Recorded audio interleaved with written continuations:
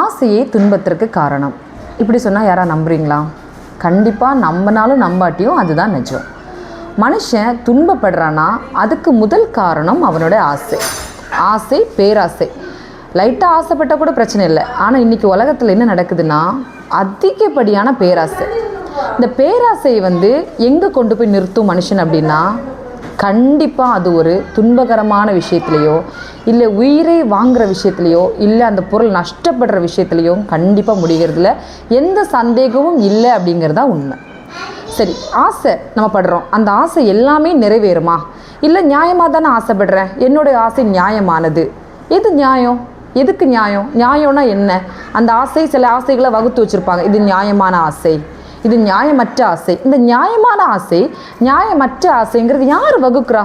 இது என்னுடைய மனம்தான் என்கிட்ட சொல்லுதா, இல்லை வெளியிலேருந்து ஒரு கோட்பாடுகள் இப்படி வகுத்து கொடுத்துருக்காங்களா? இது நியாயமான பட்டியல் ஆசைகள், இது நியாயம் இல்லாத பட்டியல் அப்படின்னா எதுவுமே கிடையாதுங்க. ஆசை, பேராசை, நியாயம், அநியாயம் எல்லாமே நம்ம மனசாட்சியை பொறுத்து தான். இப்போ நான் ஒரு விஷயத்தை பண்ணும்போது எனக்கு ரைட் அப்படிங்கிற போடுறதும், இன்னொருத்தவங்க அந்த விஷயத்தை பண்ணும்போது அதை ராங்குன்னு போடுறது தான் முதல் தப்பு. எனக்கு ரைட்டாக இருக்கிற ஒரு விஷயம் மற்றவங்களுக்கு கண்டிப்பாக ரைட் தான். ஒரு ஆசை, நான் இப்போ ஒரு விஷயத்தை ஆசைப்படுறேன், எனக்கு பெரிய கனவுகள் கண்டுட்டு இந்த ஆசையை நான் ஒரு எக்ஸிக்யூட் பண்ண நினைக்கிறேன்.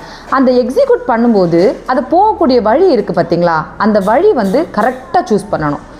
நான் ஆசைப்பட்டு நாளைக்கு எனக்கு கிடச்சிடணும் அப்படின்னு நினைக்கிறேன் பார்த்தீங்களா, அதுதாங்க துன்பத்துக்கு காரணம். நம்ம ஆசைப்படும் போது இதுக்கான எக்ஸிக்யூஷன் ப்ராசஸ், அதுக்கு கொஞ்ச டைம் பீரியட் இருக்கும்.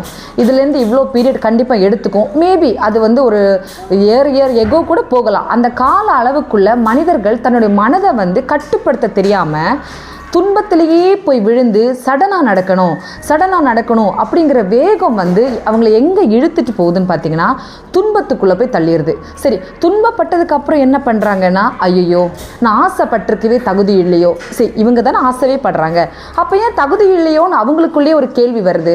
முதல்ல நம்ம ஒரு ஆசைப்படுறோம், அப்புறமே அந்த ஆசையே நம்ம பண்ணும்போது அது தகுதி இல்லையோன்னு ஒரு கேள்வி கூட நம்ம மனம் எழும்புது. அப்போது இதுலேருந்து உங்களுக்கு புரியுதா, எல்லாமே நம்ம மனதின் ஓட்டங்கள் தான் நம்மளை நிர்ணயிக்குது. நம்ம ஆசைகளை எங்கே கொண்டு போய் சேர்க்குறோங்கிறத நிர்ணயிக்குது. நம்ம துன்பத்தையும் நம்ம எதில் எடுத்துகிட்டு போகணுங்கிறது நிர்ணயிக்கிறதுங்கிறது எல்லாமே நிர்ணயிக்கிறது நம்ம மனதின் ஓட்டம் தான். அதனால் மனதை நம்ம ஃபஸ்ட்டு தெளிவாக வைக்கிற பட்சத்தில் ஆசை, துன்பம் இந்த ரெண்டுக்குமே நம்ம கரெக்டாக டெஃபினிஷன் தெரிஞ்சு செயல்பட்டால் வாழ்க்கையில் கண்டிப்பாக வெற்றி கிடைக்கும்.